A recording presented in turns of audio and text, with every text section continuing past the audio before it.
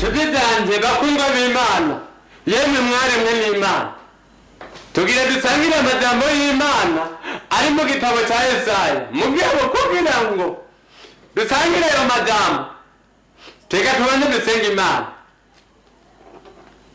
Mwami Imana uri mu ijuru, nyene cyubahiro, nyene nganji yo, ndaje imbere yawe Data, ndakwereka amajambo tugiye gusangira na bene Data, abafrere, abavandimwe wasize muri ino si.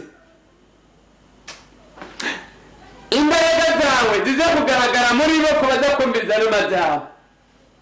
Ubushobozi bwawe Mwami Imana bwuruke bukore ku muntu wese aza kumva no majambo, asigaye bagirire neza mu izina ry'umucunguzi wacu Yesu Kristo, amen. Yesu nakimwe cyane, haleluya.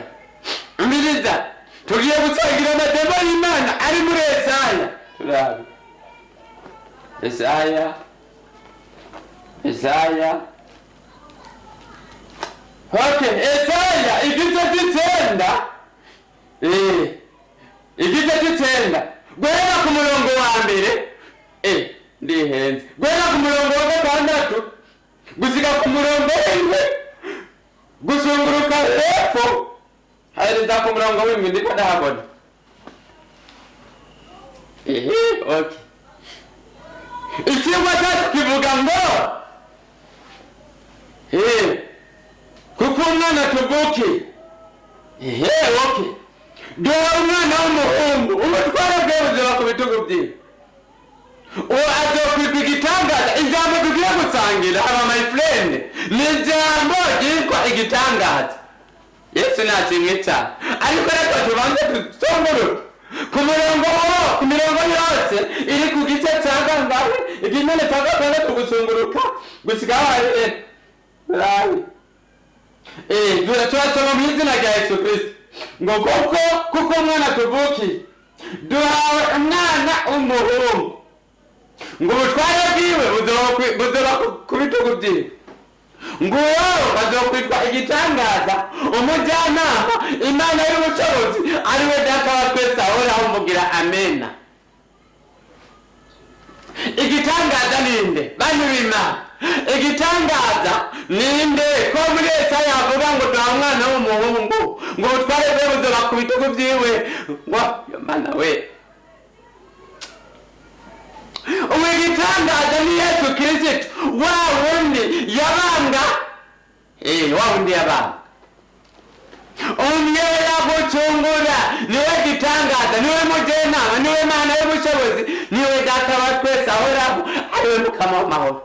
Nagira ngo nakubwire mu mwene Data, nta wundi Mukama w'amahoro ufise atari Yesu Kristo, nta wundi, nta wundi.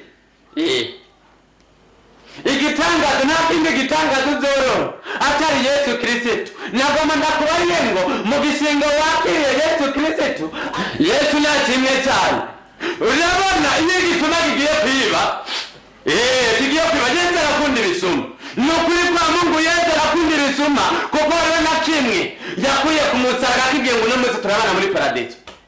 Urabona impamvu akunda abasoma, wewe witahuye gusa yuko Yesu ari Mwami n'Umukiza mu bugingo bwawe gusa, nubwo uri umusoma, arakubwira ngo Peti ugiye kwiba, Peti ugiye kwiba, Peti ndakuvunja, ndakupiga, kubera ijambo ry'Imana rivuga ngo abanyu arabakangira. Akakubwira Peti ndaguhonyora, hege nta musoma yiba, nta juru ry'abasoma ribayo, wanuzuma gatagati korosi. Kubera iki? Umujyanama yavuze, kuko rero na kimwe yakuye ku musaraba akigiye ngo n'umunsi turabana muri paradiso.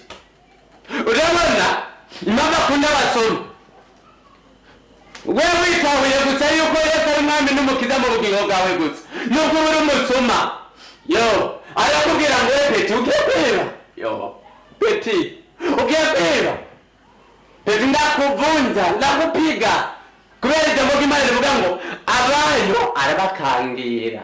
Akakubwira Peti ndaguhonyora, hege nta musoma yiba, nta juru ry'abasoma ribayo, wanyuzuma agacakati korose kubera iki umujyanama yavuze abemera Yesu Kristo yuko ari umwami n'umukiza mu bugingo bwabo bazoja mu ijuru kuko abo bakiriye mpwemu yera uwo mpwemu yera nawe niwe wamujyanama niwe mujyanama wo kuri atayobya wa wundi yakorera muri cya gisuma kikamubwira Yesu uzonyibuke Yesu azokwibuka mu gihe cy'amaganya azokwibuka mu gihe cy'imibabaro mu gisingo wamwakiriye reka dusenge imana aho uri hose wiyumvire mbega jewe narakiriye Yesu n'umukiza mu bugingo bwanjye Yesu ashimwe cyane narakiriye Yesu ari umwami n'umukiza mu bugingo bwanjye mbega Yesu Kristo niwe nzira n'ukuri n'ubugingo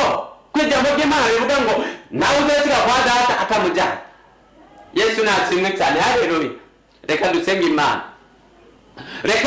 imana kugira ngo Imana irushirizeho gukora ibihambaye ibikomeye cyane Yesu nashimwe cyane mwami Yesu yo mana we uri Imana igororotse uri Imana ihamba uri Imana y'isagazo bwite n'icyubahiro yo Esaya areko arabona yuko uwo mwana avutse ari bazotuma abera babona by'ukuri niyo mpamvu ndahasa ndakweretse umuntu wese umugenderere muri kino kigoroba cy'amahoro kino kigoroba yo Mana ubibuke